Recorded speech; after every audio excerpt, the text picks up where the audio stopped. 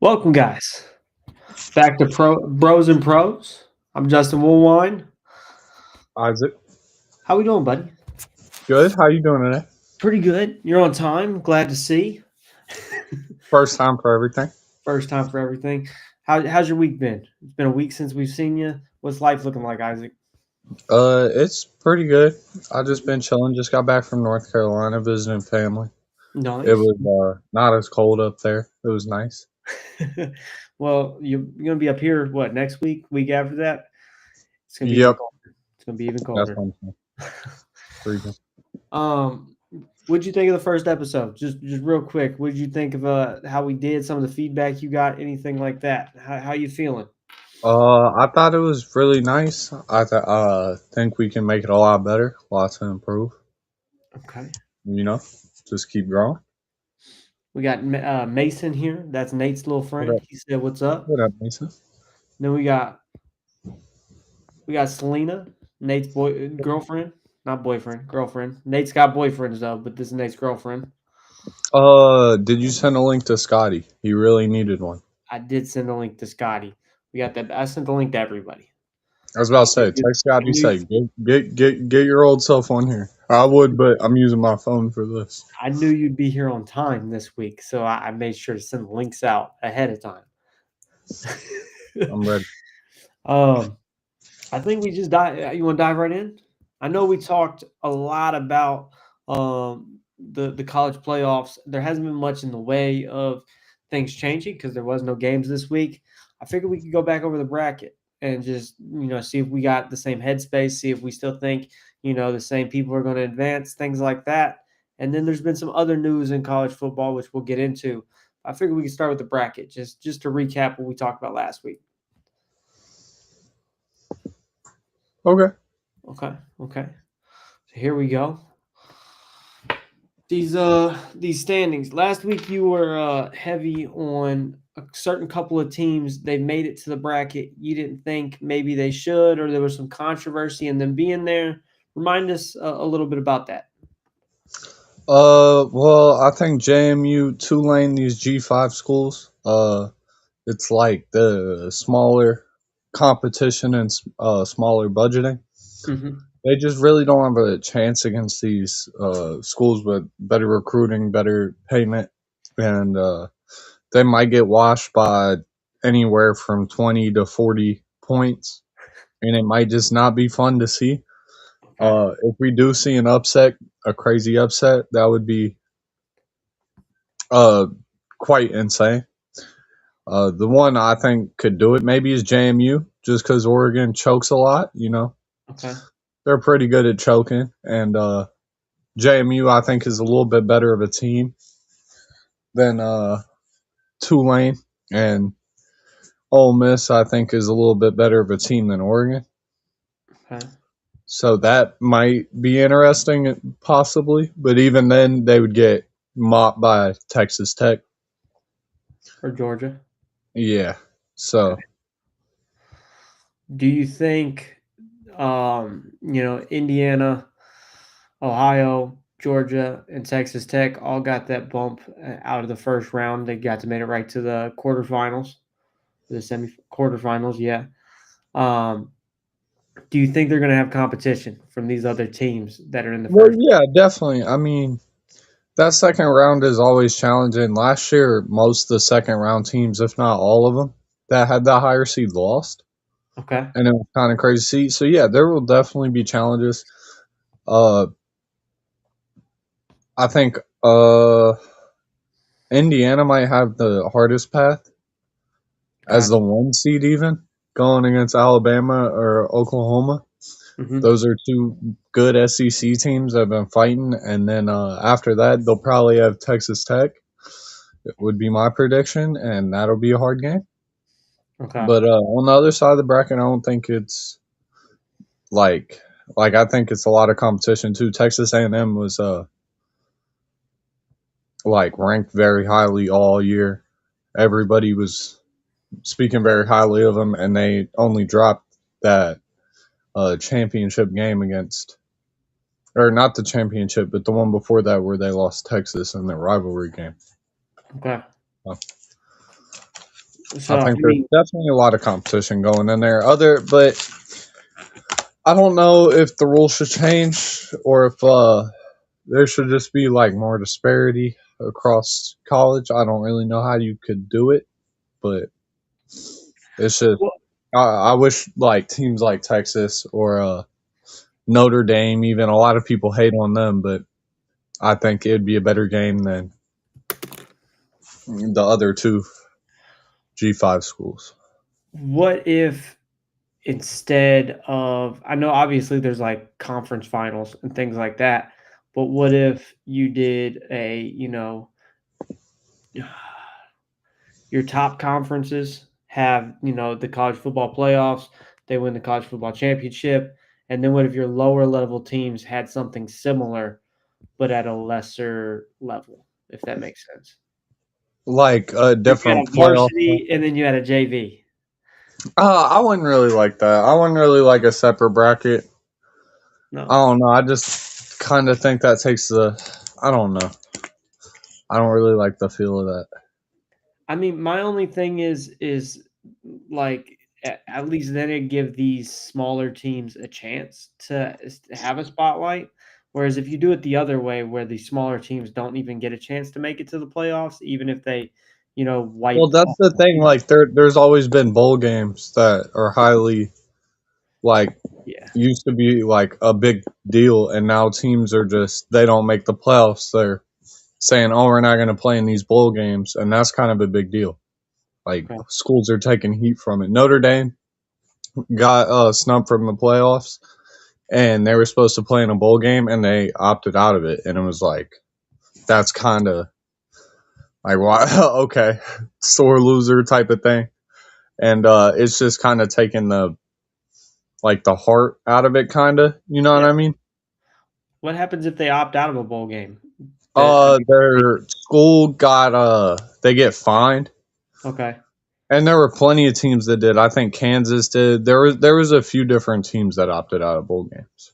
And then do they just sub in another team, like the next team, or does the opposing team automatically win that bowl game? I'm not for sure. I'm not really for sure how they did Okay, it. okay, we'll have to check that. We'll have to check that because that's really interesting. Because I mean, you'd think as a sports team, those situations opting out wouldn't be an option. Like, I made it to the bowl game. Now it's time to win it, kind of thing, or Nah, nah. They like opting sometimes out's some kind of years wild. like players just don't play because say you're a high NFL like draft pick that they're like I don't want to risk getting injured in this game that's not really on the record or not really in the college playoffs. Hmm. I see what you mean. So I know last week. Well, before we get there, let's go over the bracket here. We'll see who you think's gonna go up against these teams that are already in the second round, and then we'll go to the next topic. How's that sound?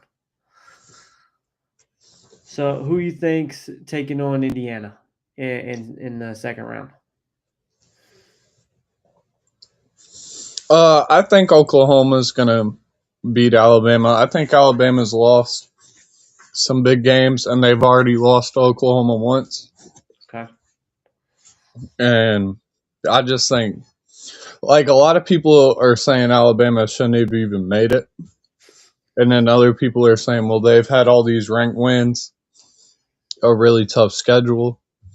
Okay. But I think after their performance against Georgia with the negative rushing yards, that was the first time that Alabama's ever had negative rushing yards in a game. That's actually insane. So I really think that shows something. Hmm. And then earlier you said JMU. You think we'll go against Texas Tech? You still stand by that one? No, I just said that'd be like a miracle. And Okay. like I think yeah, that'd be a miracle. And if I thought if either one of the G5 like underrated schools could pull it off, it would be them. Got you.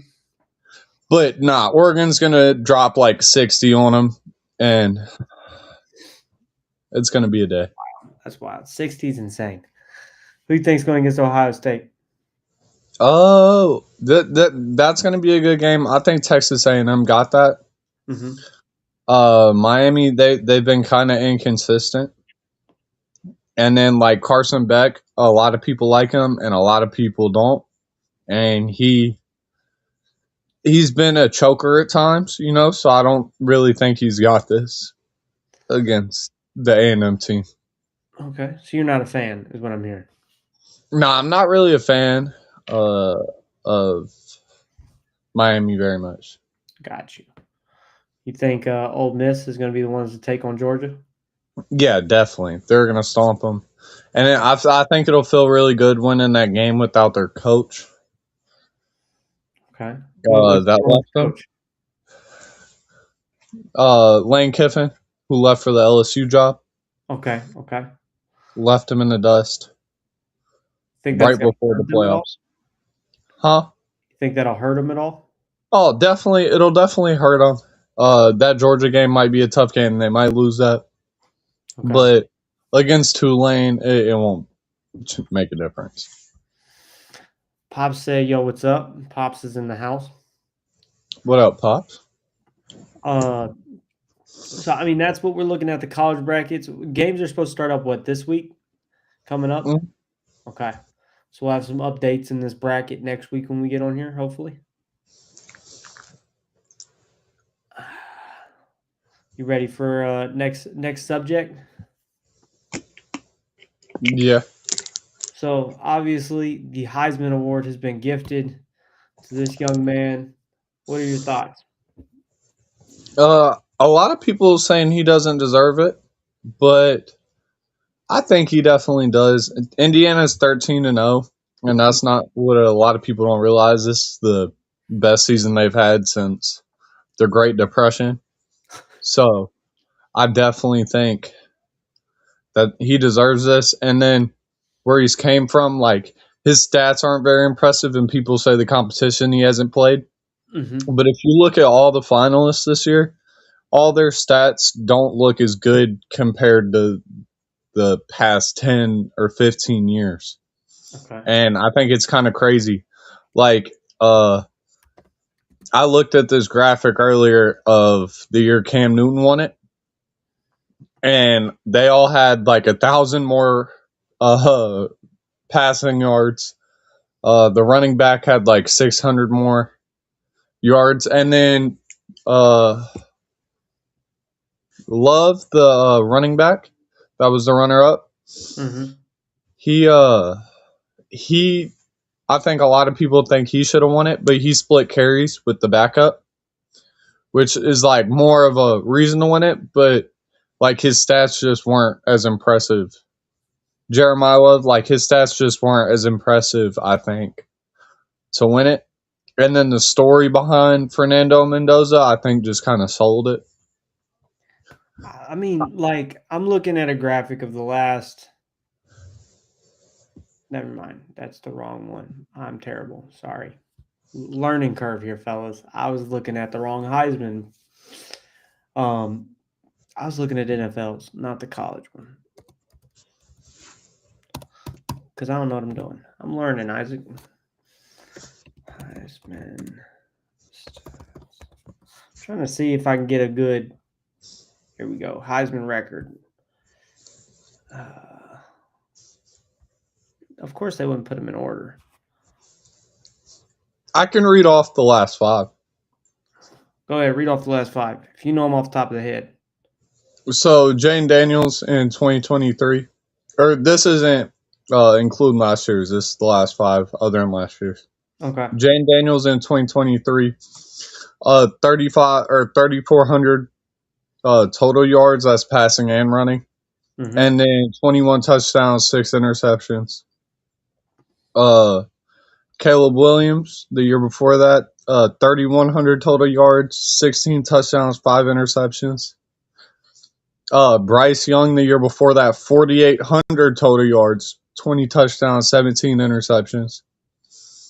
So, like, their yardage count is just so much higher than all the finalists this year, And then Devontae Smith had 3,700 receiving yards and 24 touchdowns. And then Joe Burrow had like one of the craziest seasons ever. Yeah, 60 touchdowns.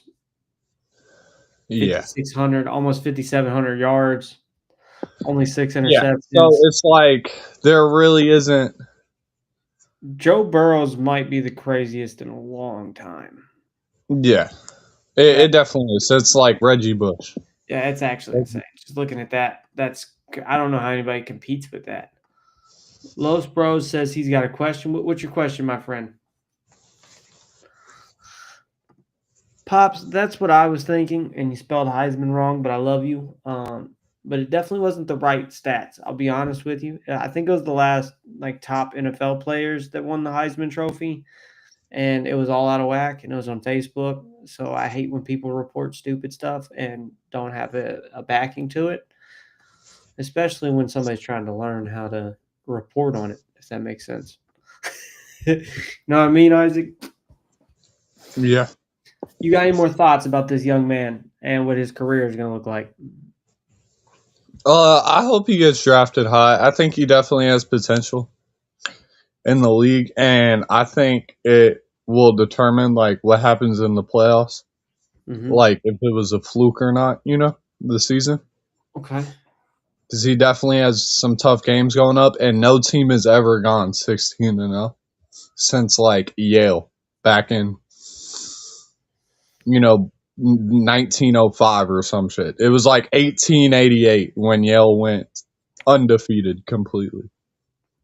Do you think it happens? Dude, I really hope so. I think we could see history, and that'd be really cool to see.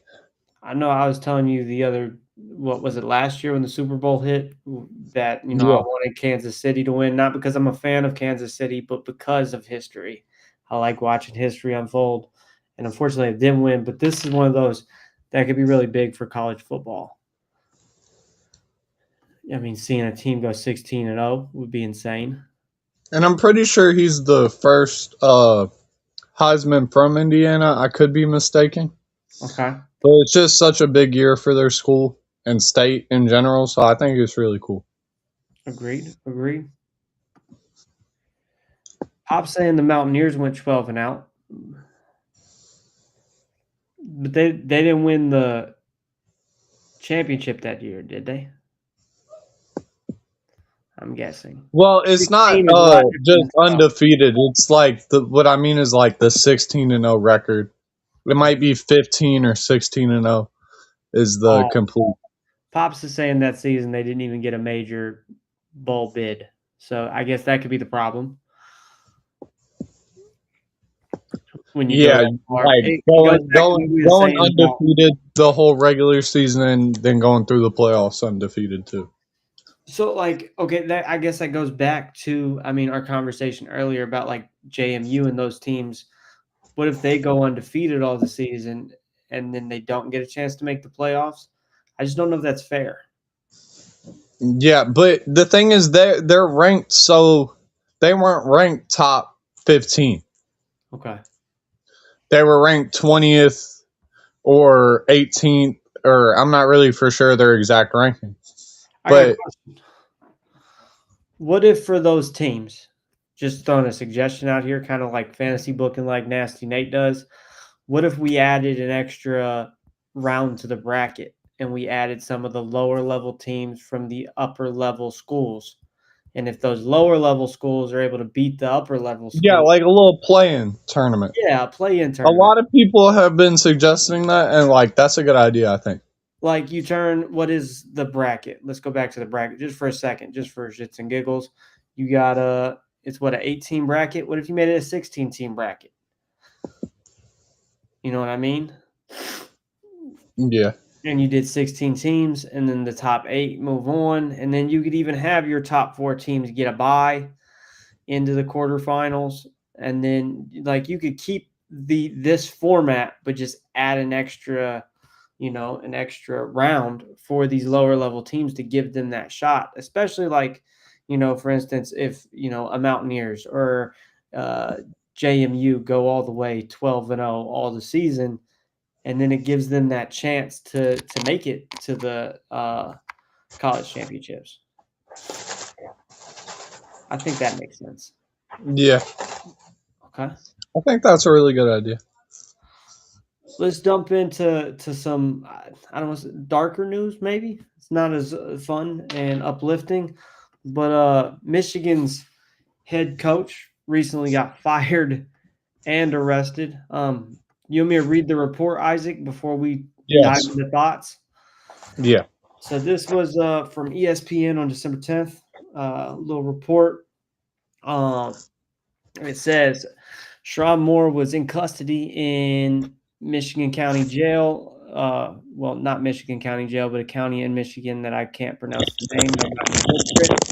On Wednesday night as a suspect in an alleged assault just hours after he was fired as Michigan's football coach for having what the school said was an inappropriate relationship with a staff member. Moore was initially detained by police in Saline, Michigan on Wednesday and turned over to the authorities.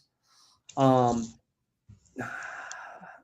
Pittsfield Township for investigation into potential charges. Pittsfield police released a statement Wednesday night saying they responded at 4:10 p.m. to a 300 uh, to the 3000 block of Ann Arbor Saline Road for the purpose of investigating an alleged assault. A suspect in the case is in custody. This incident does not appear to be random in nature, and there appears to be no ongoing threat to the community. The suspect is lodged at the county jail pending review of charges from the prosecution. At this time, the investigation is ongoing. Given the nature of the allegations, the need to maintain the integrity of the investigation and its status at this time, we are prohibiting from releasing any additional details. So that's just the gist of it. The Michigan put out a statement pretty much saying head football coach Sharon Moore has been terminated with cause effective immediately. The school said in a statement following a university investigation, credible evidence was found that Coach Moore engaged in an inappropriate relationship with a staff member. And the article goes on to say that is the reason for his firing. And then could possibly be related to the assault or attempted assault. What are your thoughts?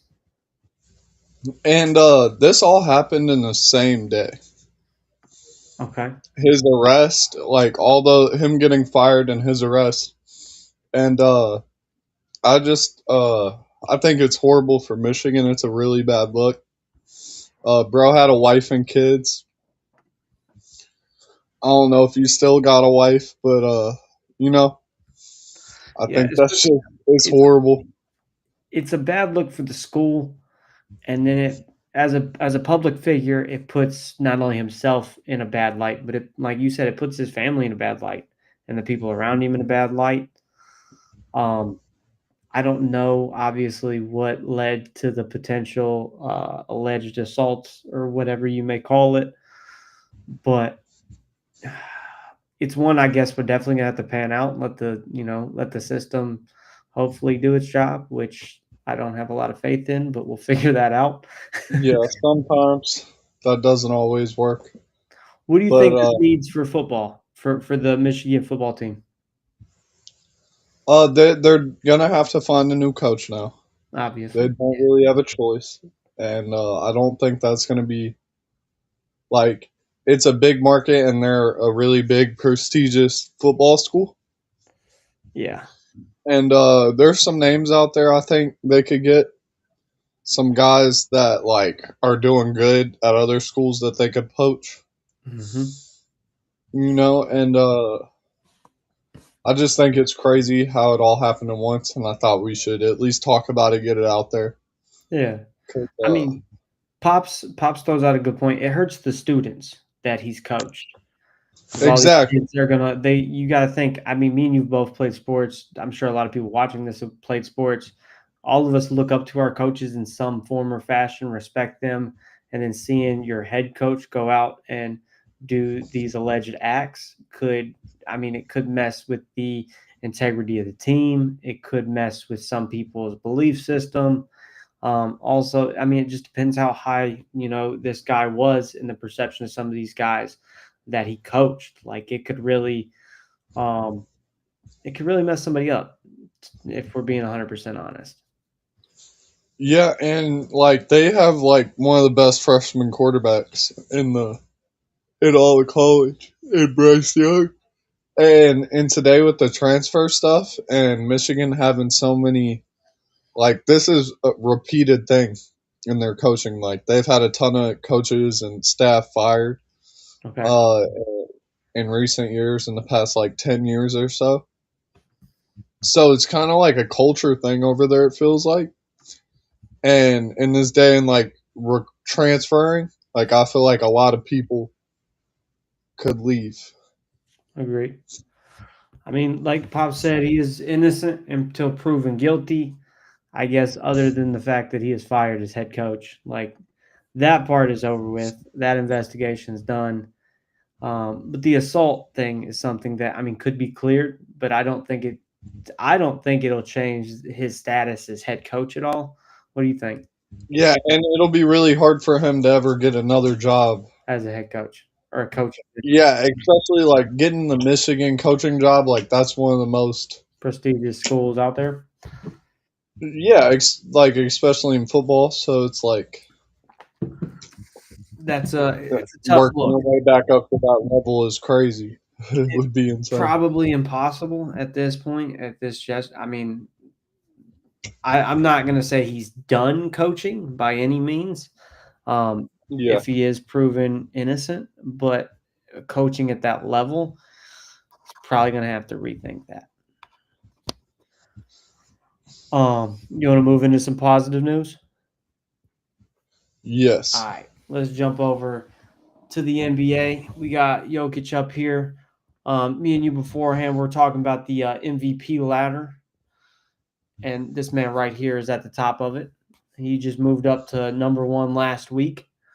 Um, what's your thoughts on how Jokic has done this year? Uh, Jokic is always dominant, always, especially on the offensive side. Um, Let me pull up the standings real quick. Are we talking about the whole standings or the MVP standings? The whole standings, so I can see where each team is, Got you. respectively. Yeah, they're the second seed, so his team's also doing really well. You know what I mean? They're the second seed in the West, really tough conference. So he's averaging. I just had it. I just had it 29 on. 5 for points, 12 3 for rebounds, and 10 9 for assists. Yeah, I was about to say he's playing insane. He's leading the league in rebounds and assists as a big Well, man. I mean, just So that's insane. looking at this, he's averaging a triple double and doing so on a 6.2 shooting percentage, which is wild. He's dropped 40 in one game. So, I mean, he's doing really good. To average almost 30 Yeah, and he's dropping 40 in other games, it's and this is consistent. And like with MVP fatigue, where they don't want to give it to the same player multiple times, it's good. I think they're at least like giving him the recognition he deserves. absolutely. Uh, I think Luca should be leading it. Like he's averaging 35 points, 9 assists, and the Lakers are a lot better than people thought they would be. Hmm. They're the fifth seed right now, but they're not very far behind teams. And when Luca is playing, it's just like it's a different. Like he's too good. Yeah. I can't explain it. Luca is actually the goat, and the fact that he could sit here and average 40 and not get an MVP, I think really says something to where these voters' heads are. I don't really think it's fair. So you think Luca should be the MVP? Yeah, or a lot of people don't like Shea, especially people that do like Luca, because they say Shea's a foul baiter. He gets way too many free throws. But if you really look at it, Shea can score at any level. He's carrying the Thunder to 24-2 record. and their team just all around is great. But I think he should also be leading. He just won it last year. I mean, the only thing I'm gonna throw out here as far as like that can dispute that, and it's probably why he's number one, is Is the triple double? Jokic is so well rounded. And like you look at Yeah, like Shea, he only averages 4.7 rebounds and 6.4 assists, which is almost less than half on both, counts than Jokic. He might score more points, but Jokic is an overall better player when it comes to yeah, rebounding. and Jokic basically does everything for that team sometimes. Exactly.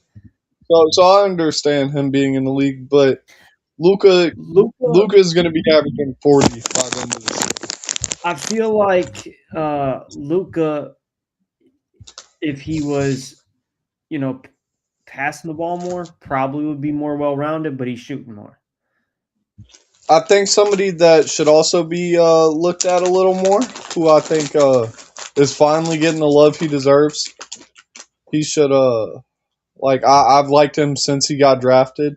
I think he's one of the best number one overall picks over these last couple of years, like most impactful Mm-hmm. to their team is Cunningham. I like it. He's their team is first in the East, 20-5 record. He's averaging 27, nine assists. He's shooting the ball well, and it's like he just runs that team so well. I got a question. Uh, Do you think somebody like yeah. Cade Cunningham would benefit from being on a different team? No, look at their record. They're first in the East. Okay. That's the thing. He's built that team. That's why I'm mentioning him. Because a couple of years ago, you're sitting there looking at it, thinking that he's sitting in press conferences, pissed off every game because they have like the longest losing streak of all time. I got you. And now they're out the mud, 20-5, best in the East, and they look like one of the best teams in the league right now. They have the second best record in the whole league. What do you think about Jaylen Brown being number 5 in the MVP rankings? He's definitely really stepped up since he's lost his hair, since he started spray painting it on. I think He's definitely my with opinion here Jason Tatum. is I think with Jalen, I think a lot of people clowned him after that dunk performance he did at the dunk contest a couple years ago, and he stepped it up Mm-hmm. since then. That's just from outside looking in. I haven't paid a lot of attention to it. I don't know. Everybody on the like, he's also got clowned for not being able to dribble with his left hands, Okay. with his left hand, Mm. and that was like a big clown for years. Is Jaylen Brown like if you just force him to the left, he's cooked, and then he's gotten better at that, obviously, and then now his hair stuff, like he's always been getting clowned by Celtics fans and fans all across the league, but he's really kept them at a 15-10 record. Like they've let like they're the third seed in the East, which has been like really tight and competitive. Like there isn't a lot of like from the 10th to the third seed is like a 5 game difference or something. You know what I mean? Yeah. So it's pretty tight in the East, and he's been able to keep them afloat without Jason Tatum after they traded Kristaps Porzingis, all these different changes, and he's still been able to really hold them afloat. So I think that's why he's there. He's let me see what he's averaging real quick. Because I know he's averaging 30 points a 30 game, points a so he game, 6 definitely deserves assists, to be up there. almost. Sorry, excuse me. 30 points, 6 rebounds, and almost 5 assists. So it's not bad. Mhm. It's not bad at all, to be honest. He's definitely shooting or working his way up. And like if we're looking at him compared to these other guys, he's not far behind. Yeah, and like some players I want to shout out across the league that have been playing a lot better this year. or people don't really hear about, talk about much. Michael Porter Jr. on Brooklyn. He's been on the Nuggets. He had before he got drafted, he had a really bad back injury. Mm-hmm. In high school, he had like one of the greatest mixtapes ever. Looked like he was going to be the next Kevin Durant. Then he had a horrible back injury. Has been on the Nuggets, and then he like I don't know. It's just like the Nuggets are a system team. You know, the ball runs through Jokic, and Michael Porter Jr. has always been clowned for not passing the ball at all. Like always hogging it. You know what I mean? Yeah. And if I look here, he's averaging 26, which like he's a scorer, and the points obviously went up because you're on the Nets. You're getting a lot more shots, but he's also averaging like 3 assists. And then another guy who I've always loved his game, Denny Avdija. He's a European player, and he's on the Trailblazers. He's averaging 25, 7, and 6 this season. Completely, like, I think he might get most improved player. Huh.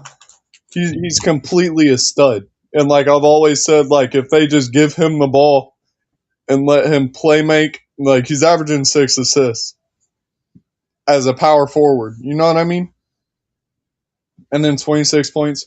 Norman Powell, the Clippers let him go because the Clippers are the, like, biggest dumpster fire in sports almost. And, Norman Powell, he's averaging 24 for the Heat. The Heat they started off the season really good. Now they're like the 6th seed. They're still hanging in there. And he's a big reason why. So there's just been a ton of people this year that have like showed up a lot more. These are some players on some bad teams. You know what I'm saying? Some players on some decent teams.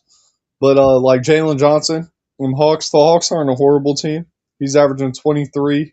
He also averages like 10 rebounds a game, 8 assists. Like he's all over the place. You know what I mean? Do it all forward. And with Trae Young, like they could have a really good team there if they just get healthy, get it together. What do you think of this rise of Austin Reeves? The rise of Austin That's what Reeves. we're calling it. He's averaging 28, dude. 7 assists. I heard you the He's other been day in. compare him to Kobe. You did not hear me say I that did hear at you all. say that. No, there was a graphic and they pulled it up and it was like their first few years. And this Kobe stats were like slightly better. And I was like, this is kind of crazy to look at. What's up, Scotty? So you don't do you think the comparison's fair, or do you think it's ludicrous? Oh, definitely not. He's definitely not going to be on Kobe's level. I just thought it was a fun comparison. And you never know. This might be a consistent thing he can keep up for a whole season and then continue to do it. Mm-hmm. And if that's so, then the Lakers are looking really good for years to come because they got him and Luka, even after Bron retires. Okay. And is Bron retiring this year? Nobody really knows. No. What do you think? If you had to guess, throw some speculation out there. Dude, he's getting old. He's not looking that great. I mean, get his old ass out of here finally, like sooner or later. You know what I mean? Okay. You No. You wanted me to pull up this picture of these three fine gentlemen on the OKC. Tell us a little bit about them after you die. They're just dominant. Okay. Nothing. Are you gonna make Sorry. it? Gosh, man. Bro, Skittles, bro. They're my kryptonite. But the OKC Thunder has been nothing but dominance this season. Mm-hmm. OKC team stats, because they broke a lot of team records. Is it Shea or is it the whole team or is it these three? It's the whole team. I mean, like the thing is that their team has so much depth that if they sub their bench in, then it looks like a whole nother starting unit almost. Mm-hmm. To where They can run it, and their defensive schemes are so good. Uh, J Dub this season has only played 7 games. He's been injured most of it, but still they've kept it together. They have a 24-2 record. They're I think we lost you. Damn it. Oh, ladies and gentlemen, this is the point in the program where Isaac pops in and out because this connection booty.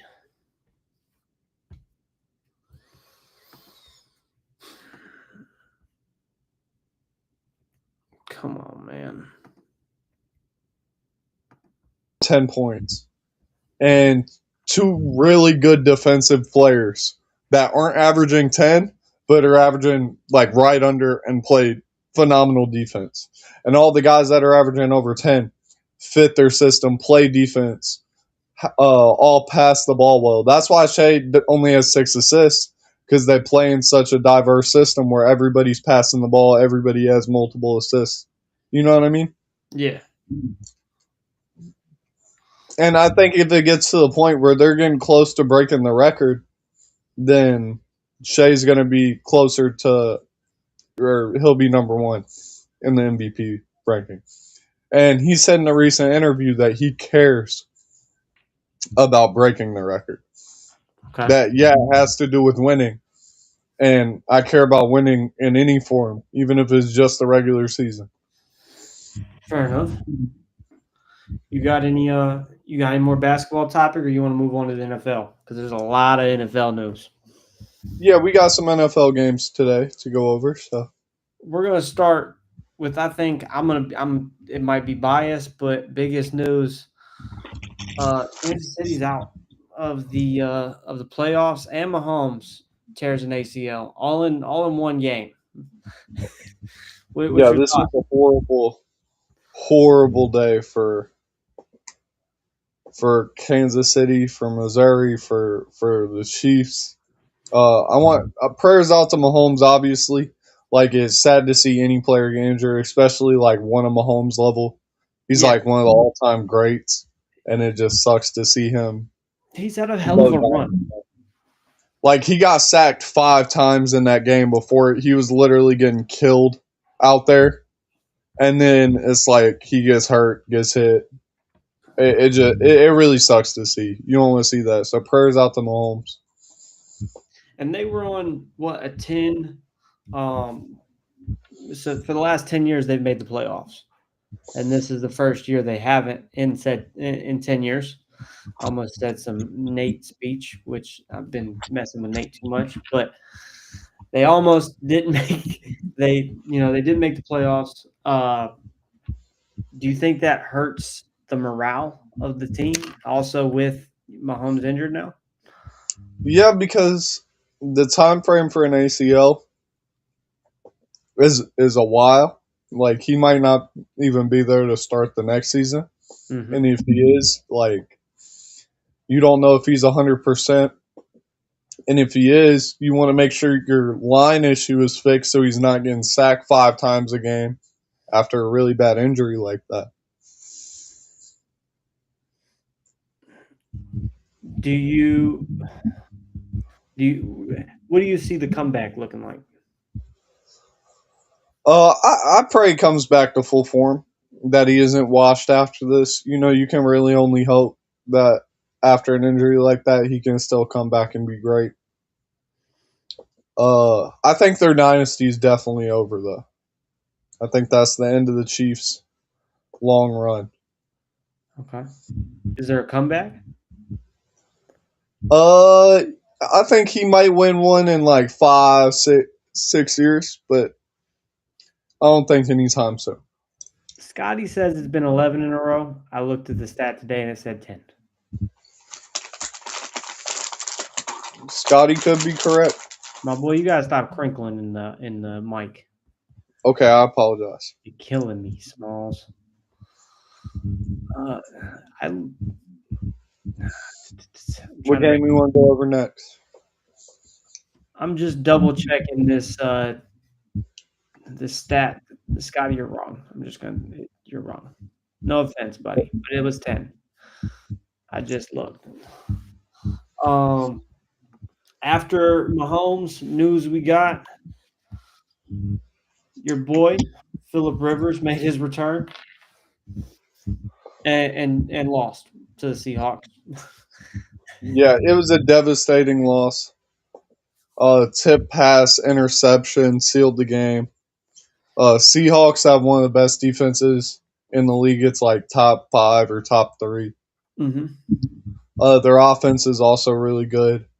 And it was. I just thought it was really cool that the Colts held this game. Philip Rivers only had 120 yards passing. He got sacked one time, you know, threw that pick that lost the game. But he also threw a touchdown. Had some funny moments like he always does, and I just thought it was cool to talk about. Like he didn't play in 5 years before this, since 2020, the COVID season, and Okay. they just kind of called him up and was like, "Hey, you want to play some football?" And he was like, "He has 10 kids." And yes, Philip Rivers has 10 kids. Was married to his wife till 19. Or not till 19, but didn't have intercourse until 19, until he was married to his wife, and then went on to have 10 kids Okay. and play till he was like 40, and then came back 45 years old or 39. And then he came back 45 years old, all 10 kids watching, and I just hope like they don't really. I hope they don't break him. Like I Agreed. hope he doesn't play one of these defenses and take a sack and just is done. Gets eviscerated. I Nobody wants to see that for old Philip Rivers. my thing is Philip is in his mid-40s. He's had 5 years off. Losing his first game back, I think I don't want to say is expected, but you're at the end of the season. You're coming Yeah, in. and nobody expects them to make the playoffs No, with like Philip Rivers. it would be insane to think of a complete 180 for a team, especially at this point in the season. So like Philip, I credit Philip for just even saying, "Yeah, I'll come out of retirement to do this," That's because what I'm you saying, would and I think think like this, put your second guy on. Maybe I'll come out next year and do it for you, but and to do you it think now is my crazy. thought, uh, my thought is like for Indiana, I don't think it's a bad move because like how many ticket sales they probably got. Oh yeah, it probably blew Like up the box office. every new news network's been talking about this. Like the spotlight's been on them, so I think it's they kind of got what they wanted out of it, even if Look, they lost. Pops is saying next year they got it. Yeah, next year the Colts could be good once their quarterback's back. They figure that out. I Philip mean, Rivers definitely isn't coming back. so you're saying he came out of retirement just for this end of the season? Yes, definitely. Okay, okay. One last little hoorah.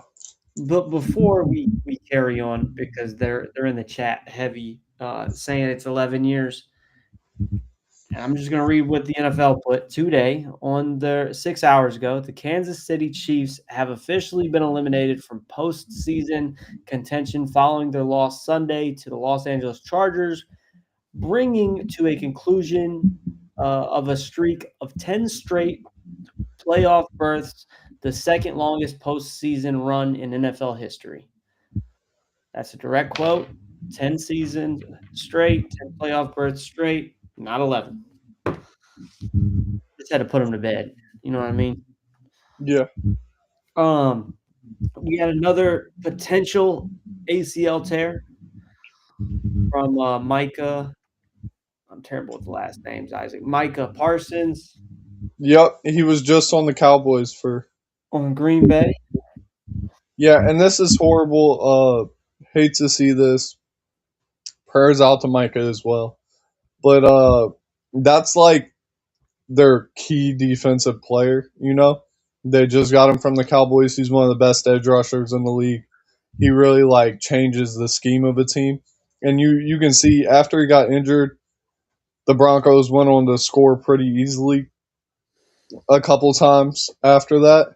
And it just changed the game completely. This was also a big game. If you see, the Broncos are 12-2, Yeah. and everybody said they was going to lose this game. Everybody said Bo Nix not actually good quarterback. Blah blah blah. Doesn't play real competition yet. Isn't proven. And if you look, he came out here, scored 4 touchdowns, 300 yards. They played insane. And the Packers, I think, especially as a Bears fan, I think they might be done for them. It really might be over. If Mike is over, I think that's the end of their season. Well, I was going to ask, if they lost tonight, um, do you think that's just a sign of him being out? Yeah, exactly. I think that's a sign of a lot to come. They also they had a receiver go down, Christian Watson. He's a good receiver for them, and they've had horrible injury luck this year. And I think Micah, like, one of the biggest parts of their defense, and without him, their playoff chances, like, they might make the playoffs, but at least doing something in the playoffs is kind of, it's dead, I'd say. You ready to jump into this week's games? Go over them a little bit. Talk about the current standings for with the uh, freaking AFC and NFC look like. Yeah. Do you want me to go through the games, or do you want to go your game by game? We'll go game by game like we did last week, and then we'll go over this bracket. How's that sound? Okay, perfect. I'll start with Monday. So the Philadelphia Eagles took on the Los Angeles Chargers. Chargers beat the Eagles by 3. It was 22-19. Obviously, a pretty close game.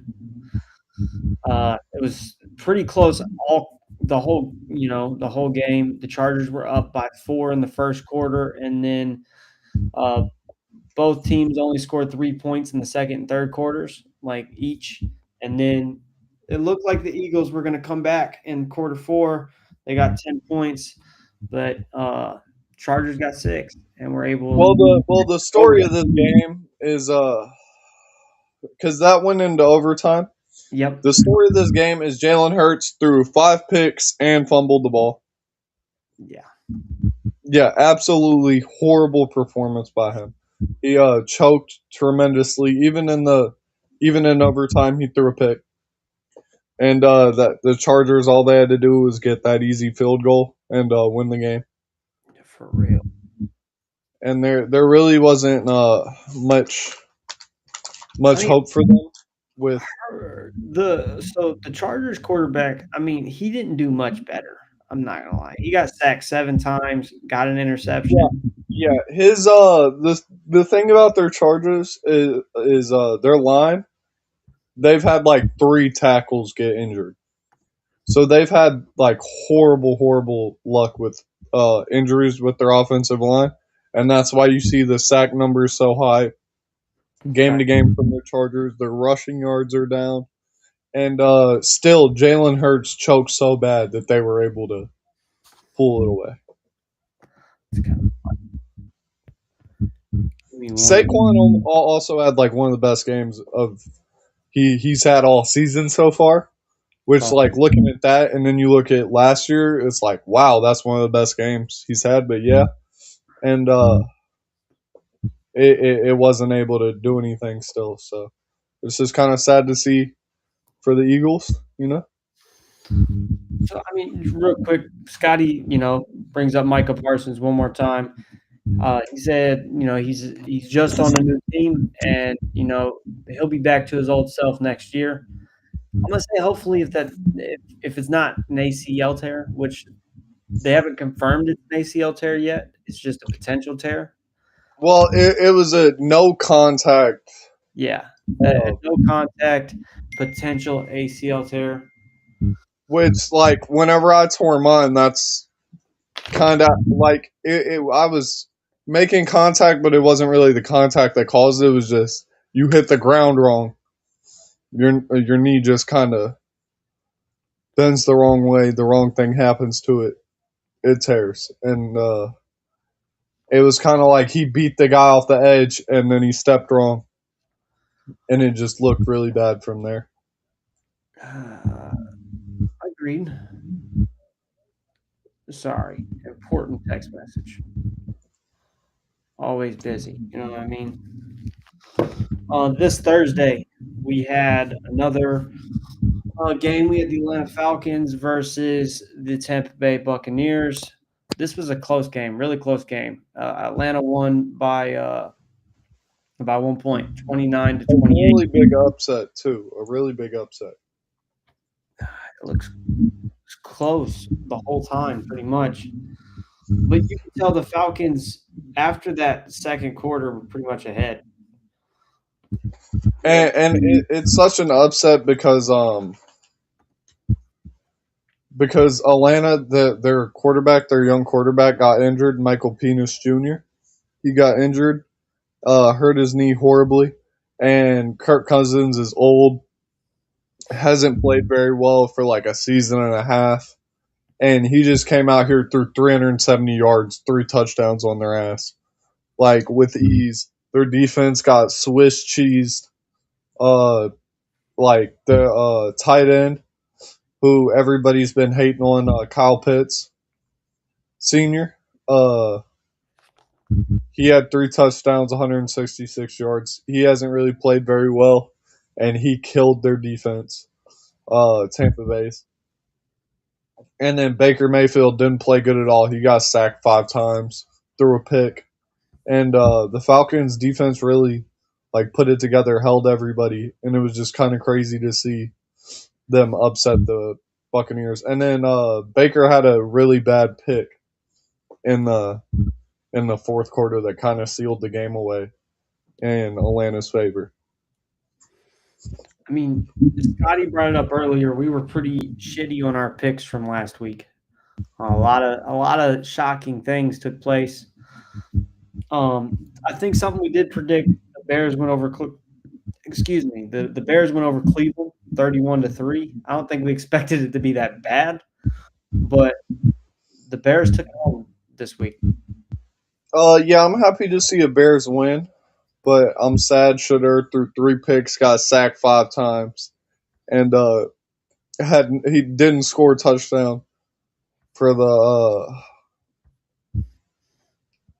Browns. But I think that just shows the Browns like whole team as a whole is just horrible. They couldn't run the ball, they couldn't pass the ball, they couldn't protect their quarterback. And Caleb Williams and the Bears really came out here and showed out. They didn't run the ball very well either. Like DeAndre Swift had 2 touchdowns. Actually, he had a pretty nice game. But Caleb Williams had some nice passes after like people have been really hating on his passing game, saying he can't make good plays or good like the right plays really. And I think he was making some accurate, smart passes.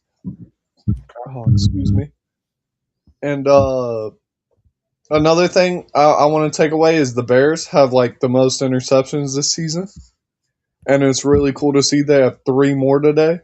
When people all season were like, "You're not going to be able to hold that up," like that's just not sustainable, and they're kind of getting those takeaways still. So I Okay. think it's crazy.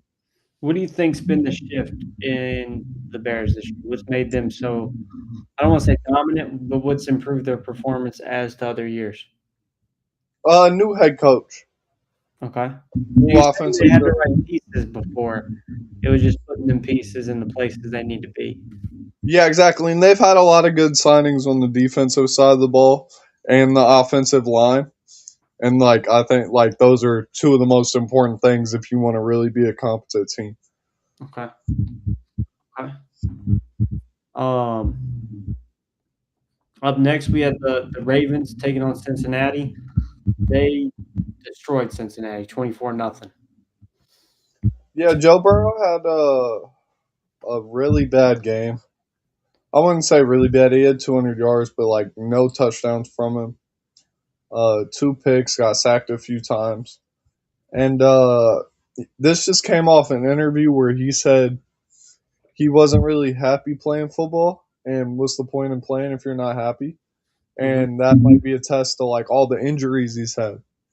Like the Bengals haven't really ever got that offensive line that can protect them well enough to go far in the playoffs. Or like he's only had 3 seasons, I think, or out of his whole career that he's played full seasons. That might be incorrect. It might be fewer, but like even like he just really hasn't been able to, you know, I play know. to his full potential. And I I know. I think asked he you just wants earlier. to retire.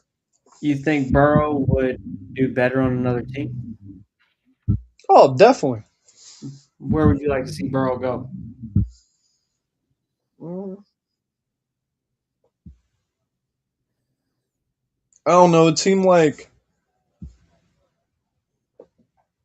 I was gonna say, I was gonna say a team that is one of our rivals, so that probably wouldn't be good. But there's a. I mean, any team with Joe Burrow would be incredibly better. Like, there's just a lot of teams. It would just be bad for for him to go to one team that can't protect him and would get him injured to another. You know? Well, I guess here I'll make a more specific question. What's a team out there that has an okay quarterback and a good line that could be improved by Burrow being on the team? Pop says the Colts. Yeah, the Colts would be a really awesome if you just ended up on the Colts because they have an amazing line that plays really well. And Daniel Jones played really great this season, but he was already regressing before he got injured.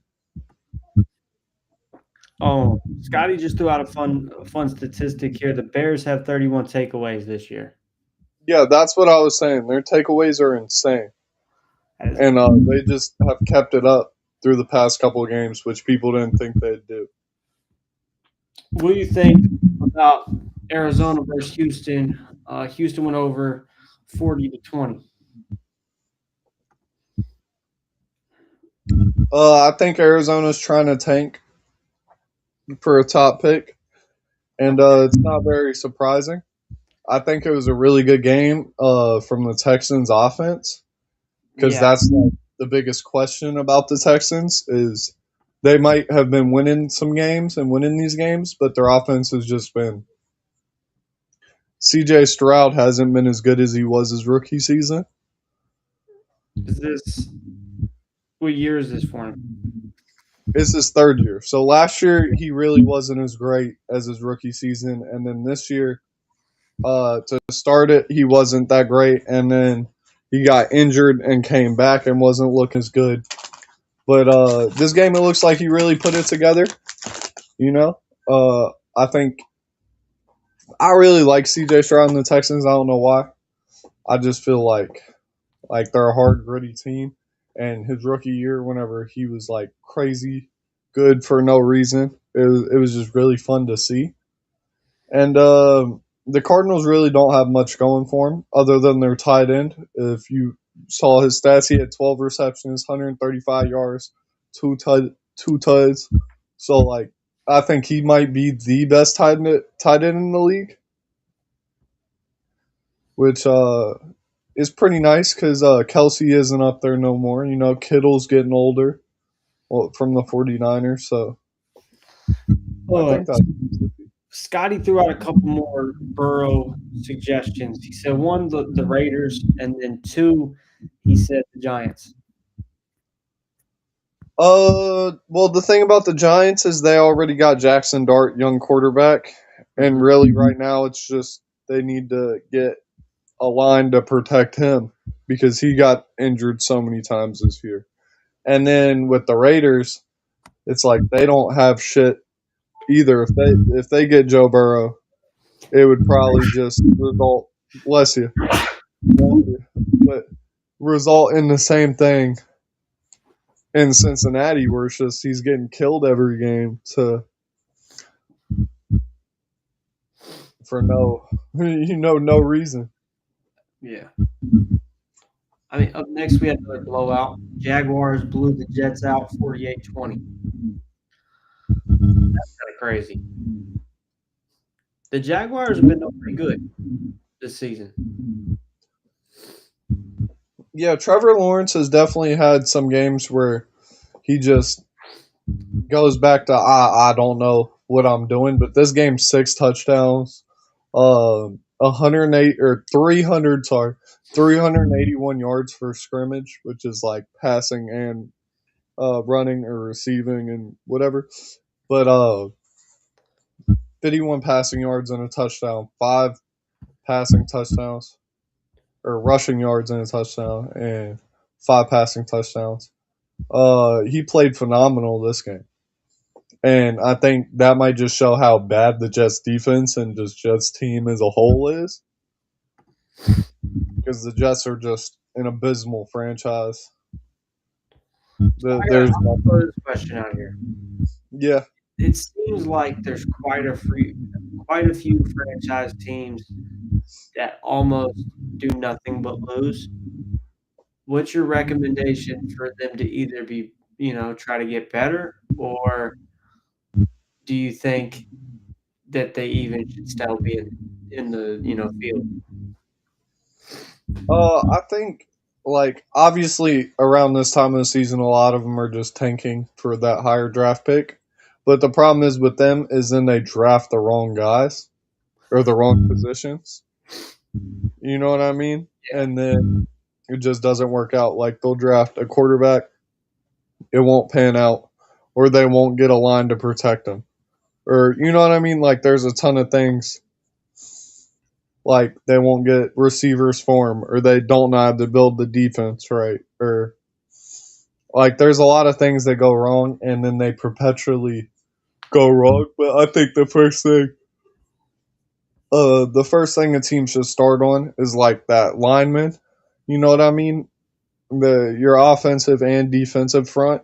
Mm-hmm. Like the one thing about the Rams, one of the best teams this season, is their defensive line has been so good, even after Aaron Donald retired, that it just keeps them in contention because they can stop the run, they can stop the pass, and then like rush the pass, and it affects the game. And then you have a really good offensive line, so you can run the ball, protect you against the pass, and that's really the base to start the team, I think. And then after that, you just touch up on the defense. Make sure you got a quarterback that is good enough to be a franchise player. Yeah. Just fill in from there. So I mean, this next game is going to be interesting because it's the game where Chiefs. I don't want to say choke, but they knocked themselves out of contention. Chargers beat them by 3 points, 16-13. This was a crazy game. Yeah, I mean, it looked like it was a lot of defense this game. Probably like pretty boring game other than that Mahomes injury that probably got the vibe down a lot. It definitely shifts things as a whole. Yeah, because now the Chiefs aren't in the playoffs. I think it's just fun to see. The league opens up a little bit. Some teams that are scared to death of the Chiefs because they always lose in the playoffs to them now can breathe a little, like the Bills. You know what I mean? They can sit back, breathe a little, and hey, now we got a chance. And after this loss, where do you see the Chiefs at next year? It really just depends on just what guys they get, what happens with Mahomes' injury, how fast he can recover. Okay. But they'll probably miss the playoffs again next year, I'd assume. Okay. Up next, we have Buffalo versus New England. Buffalo, got the win over New England, 35-31. This was probably the biggest game of today. That's what Scotty was saying earlier in the comments. Yeah, this is the biggest game of the day, the most important game. Uh, Drake May wasn't looking like, huh? I said Josh Allen's got 3 touchdowns. Yeah, Josh Allen definitely played insane. And after the game, they asked New England coach about it, and he said that's why he gets paid $60 million. Fair. Yeah, he was not happy. That's fair. I mean, it just I don't know. New England has been surprising this year, coming back. Very surprising. So, do you think this loss hurts them? I think they were on a really good win streak, and sometimes you need to lose a game. Like it wasn't a big blowout loss where you got exposed or anything, you know. And Yeah. sometimes you need to lose a game to like regain play. You know what I mean? Figure out what works and how to stop it. Uh, like both teams had really like their defenses didn't really play up to standards here. It was a high scoring game. You know what I mean? That both teams were running the ball really efficiently. Like Trayvon Henderson. I'm pretty sure he's a rookie. When the Patriots had 150 yards almost on 14 carries and two tutties. Like he played insane. Even though Drake May didn't score a touchdown, he played like he only threw one pick and he kind of kept the game like manageable. You know, didn't really make too many mistakes. Like it was a lot of rushing yards in this game. Josh Allen ran it 11 times, only had 193 passing yards. But, So it was more of a grounded and gritty game. okay. Sorry, excuse me. Somebody's Tucker. But Buffalo also had the ball for 11 minutes more, like controlling the pace and the time of the game. Okay. Which And really changes how you look at a game. yeah, exactly. And like if you look, they scored almost all their points in the second half. Okay. So it's like they really came out the half like, hey, we're gonna run the ball, we're gonna hold it, we're gonna, you know what I mean? And that I think that kind of won them the game, even though they had more. New England had more yards per play, more rushing yards. You know what I mean? But Buffalo really just like controlled the pace of it, and I think like getting in the playoffs, like that's an important skill to have. And like Josh Allen being like a veteran now in the league really shows like it really showed that in his game compared to Drake May who didn't really keep up or be as clutch and when he could have. I see what you mean. Would you think of Washington coming out with the win against the Giants? This season this is just a poverty matchup. I hate to call it that. The Tank Bowl. You know Okay. what I mean? They don't even have their starting quarterback Washington, and the Giants. Jackson Dart played, but they didn't get a win. They're actually in odds to get the number one pick right now with 2 wins. So they'll probably just keep losing if Okay. they're a smart franchise, smart team. I think another team that might benefit from that next year would be the Raiders, who went 0-31 against the Eagles. At that point, you just lay down and just take it. Yeah, I mean, nobody really thought the Eagles were going to lose this game, especially after that heartbreaking loss. Kenny Pickett actually had 64 yards this game, which is kind of sad. Uh, yeah, the Eagles here really wanted to win this game, needed to win this game, and they went out there and just killed them. I don't really think there's much to say about that.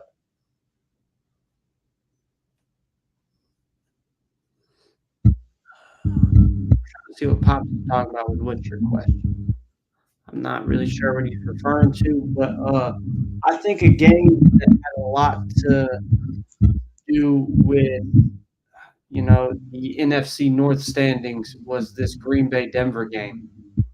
Yeah, And Denver got the win over Green Bay 34-26, which puts the Bears at the number one spot and Green Bay at the number two spot. What are your thoughts? I'm happy the Bears are number one. Are you missing a game or two? No, I don't think so. No, I'm Yep. going in order. Oh, you're just going in order. Yeah, I'm just going in order.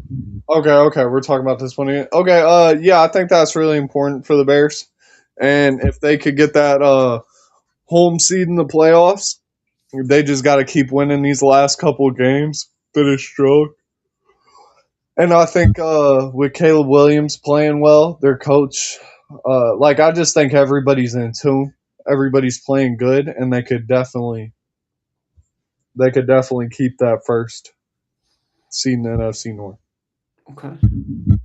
A game I watched a little bit of today at dinner was Detroit versus the Rams.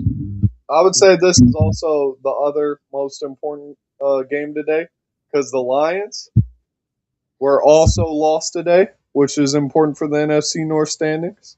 Yeah, because it Uh, moves them they're eight solidly and in five. that third rank.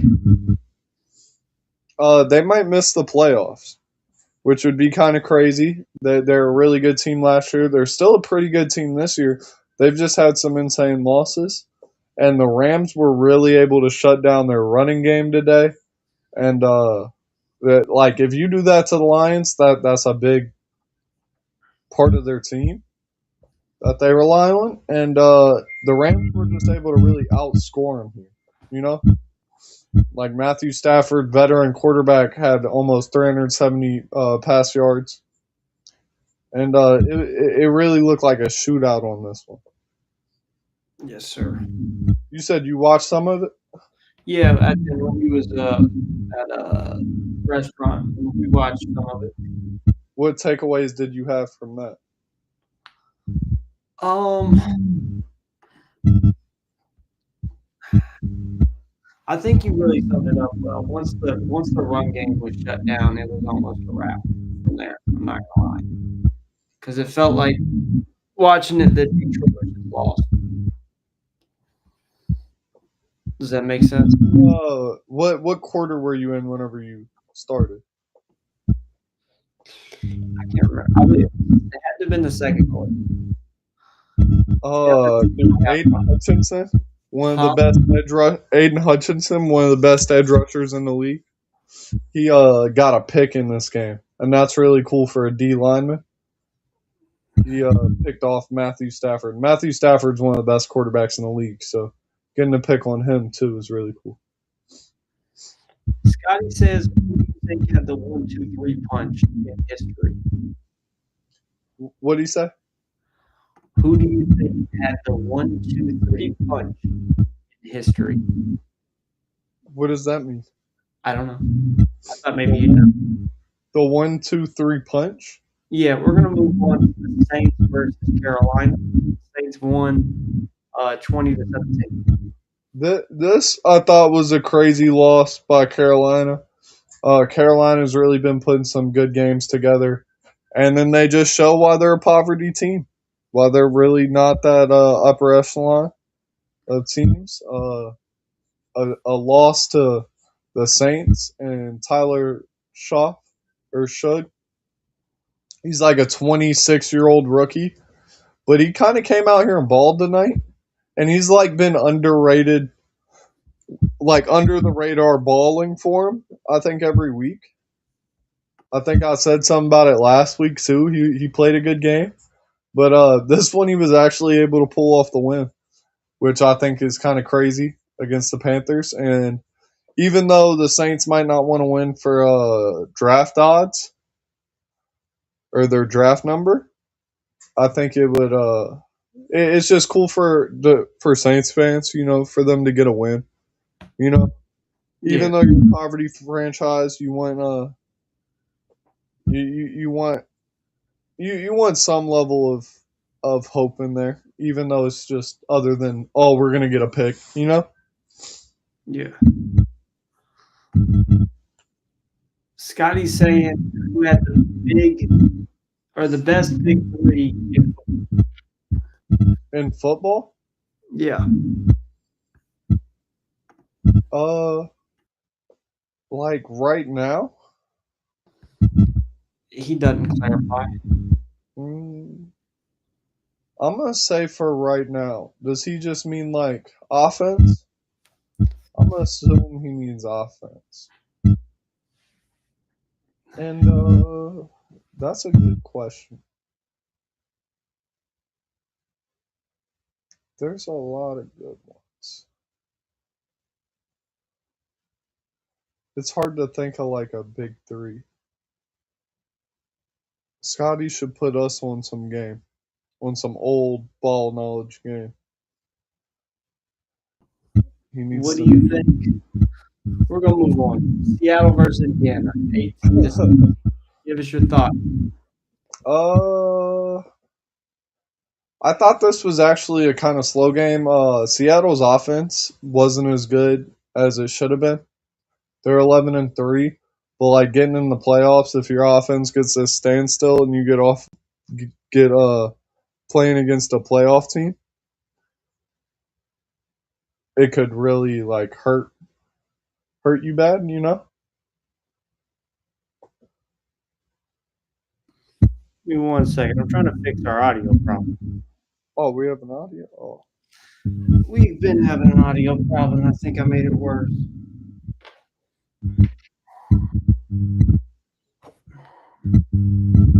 God damn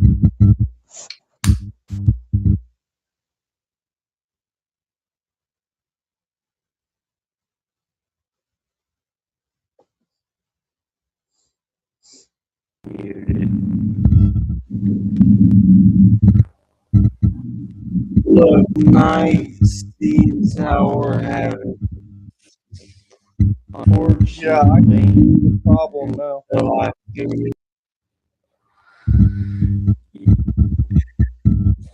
Huh?